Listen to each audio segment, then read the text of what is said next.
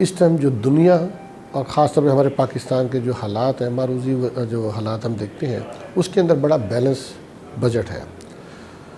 चीज़ें सिर्फ ये हैं कि जो चीज़ें जो हमारे तरीन साहब ने पेश की हैं इस गवर्नमेंट ने, उनके ऊपर इम्प्लीमेंटेशन और उनको मुकम्मल कैसे किया जाएगा, उन टारगेट को, अहदाफ को किस तरीके से अचीव किया जाएगा। असल में जो अब मसला है वो ये है, जहाँ तक कैलकुलेशन, जहाँ तक टारगेट बनाए गए हैं वो बेहतरीन है और हम समझते हैं कि अगर उनको अचीव कर लिया जाए तो इन हालात के अंदर इससे बेहतर बजट नहीं बन सकता था।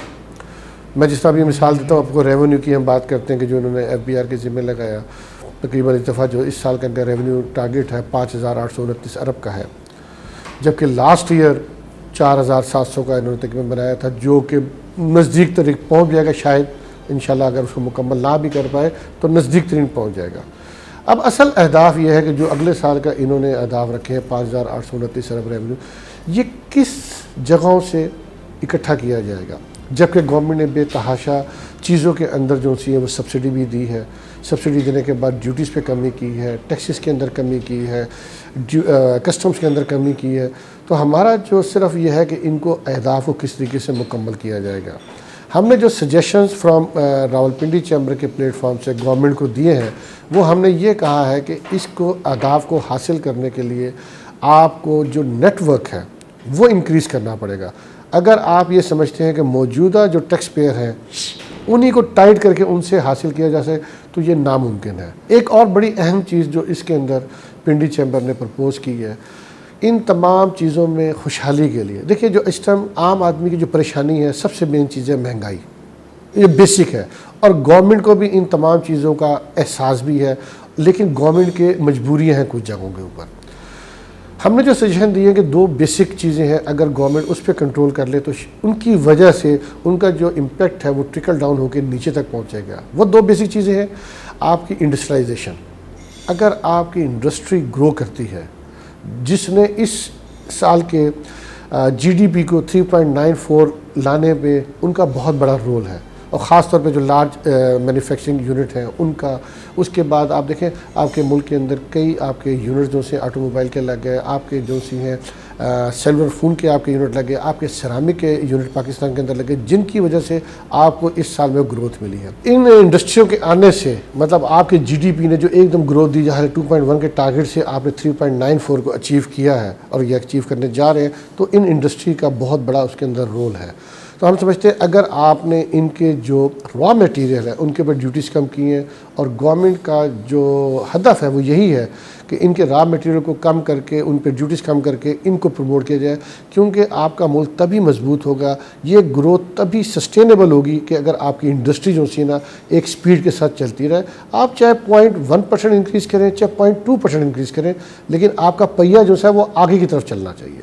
That is one thing. The other thing is very important, that is agriculture. जो पिछले सालों में हमें नुकसान हुआ, जो महंगाई की असल वजह बनी कि हम एक ज़रूरी मुल्क होने के बावजूद चीनी भी इंपोर्ट करते हैं, आटा भी इंपोर्ट करते हैं, मतलब सो मच सो हमें कॉटन इंपोर्ट करती है। एक वक्त आता है हम कॉटन एक्सपोर्ट किया करते थे। अगर हम अपनी इस ग्रोथ को बेहतर कर लें और किसानों को इस किस्म की सब्सिडीज़ दें, उनके जितने भी इसमें चीज़ें यूज़ होती हैं, तो मैं समझता हूँ अगर हमारी एग्रीकल्चर को प्रमोट किया जाए, एग्रीकल्चर के अंदर ये बेहतरी लाई जाए, तो आपका ये तमाम ख़ास तौर पे दोनों सेक्टर जो मैंने आपसे किए, इनका फिर ट्रिकल डाउन इम्पैक्ट डेफिनेटली नीचे तक जाएगा और महंगाई के ऊपर काबू पाया जा सकेगा।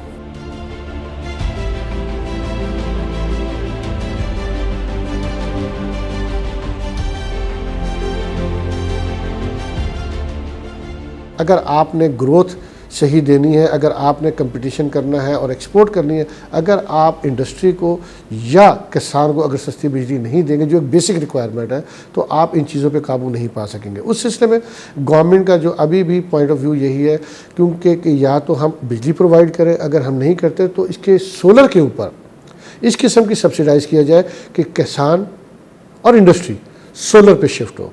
अल्हम्दुलिल्लाह आप जिस चैम्बर के अंदर तशरीफ़ रखे हुए हैं इस वक्त, ये पाकिस्तान का पहला चैम्बर है जो इस टाइम सोलर पे चल रहा है। आपने बजट पूरी स्पीच सुनी, हमने भी सुनी है, उस पर कुछ चीज़ें हिडन होती हैं, अभी शायद सामने आ जाएंगी। एक दो चीज़ों के ऊपर हमने अपनी रिजर्वेशंस भेजी हैं।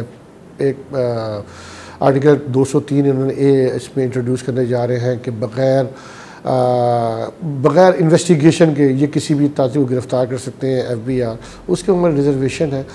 जहाँ तक छोटे ताजरों का है, देखिए गवर्नमेंट ने इस बजट के अंदर कोई ऐसा टैक्स नहीं लगाया जिसका इम्पैक्ट किसी ताजर के ऊपर आके पड़े। गवर्नमेंट ने अगर कुछ दिया नहीं है तो नई चीज़ें उसमें इंक्रीज़ नहीं की।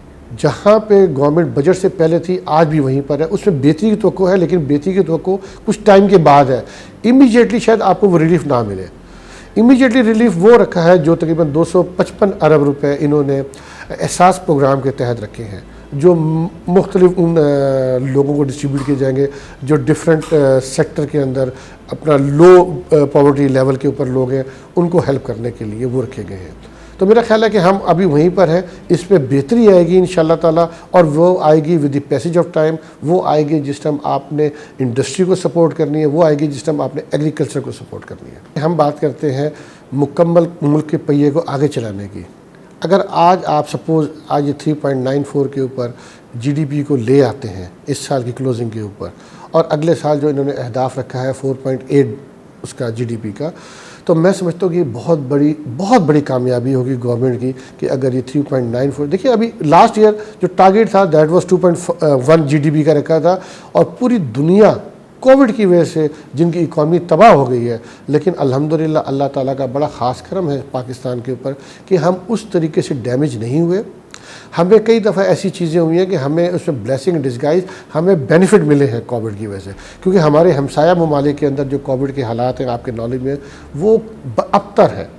उनकी वजह से जो उनकी प्रोडक्शन थी ख़ास तौर के ऊपर कॉटन के अंदर, इन तमाम चीज़ों के अंदर वो बुरी तरीके से इफेक्ट हुई, जबकि पाकिस्तान को उसका एडवांटेज मिला और पाकिस्तान ने उसका भरपूर एडवांटेज भी लिया।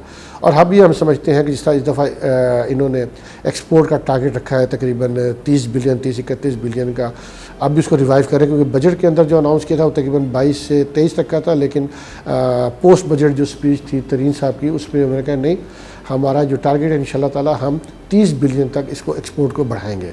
ये छोटी छोटी चीज़ें हैं। हमारी सिर्फ कोशिश ये है कि जो भी ग्रोथ हो वो सस्टेनेबल हो, वो ये ना हो कि आज आप 6 पे पहुंच जाते हैं GDP के ऊपर, अगले साल आप माइनस में आ जाते हैं। अच्छा देखें, मैं एक दो और चीज़ें जो इसमें मैं शायद आपसे जिक्र नहीं कर सका, जो लोग बेरोज़गार हुए या जिन लोगों के कारोबार बंद हुए, जो छोटे लेवल पे कारोबार कर रहे थे, जिनको परेशानी है, उस सिलसिले में जो गवर्नमेंट ने आपको बैंकों की सपोर्ट दी है ना, ये पाकिस्तान की हिस्ट्री में पहली मरतबा दिया गया है। बहुत ही छोटे छोटे अपना इंटरेस्ट रेट के ऊपर 5%, 7%, 4% के ऊपर गवर्नमेंट ने आपको लोन दे रही है, और तमाम कमर्शियल बैंकों को स्टेट बैंक ने पाबंद किया है। अगर किसी जगह पे किसी शख्स को कोई प्रॉब्लम आती है तो वो स्टेट बैंक को डायरेक्ट उसकी कंप्लेंट कर सकता है।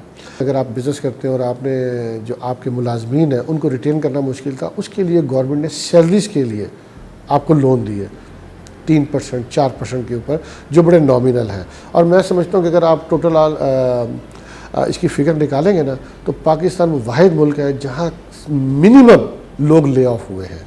और मैं समझता हूँ कि कारोबार करने के लिए जो पैकेज इस टाइम गवर्नमेंट ने अनाउंस किया है, वो चाहे कारोबार का हो चाहे हाउसिंग का हो, इस लो रेट के ऊपर आज से पहले पाकिस्तान में कभी भी अनाउंस नहीं किया गया।